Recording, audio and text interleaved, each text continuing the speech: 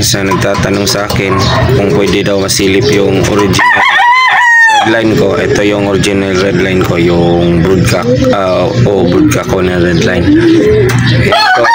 Tapos yun naman sa dulo, yung blue bar na yan, anak yan niya, redline din niya. Sa tapos lang na North Derby Race. Ito yung mga stock na ano natin, yung mga hen stock lang ito guys. Sili po sa iyo yung stock natin sa redline.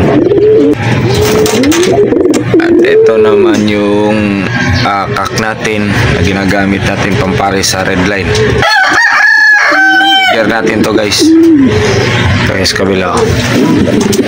Ito din o. Panguli ito ng ulo. Basta to para pahinga na yung mga warriors natin. Hanggang dito lang tayo. Bye.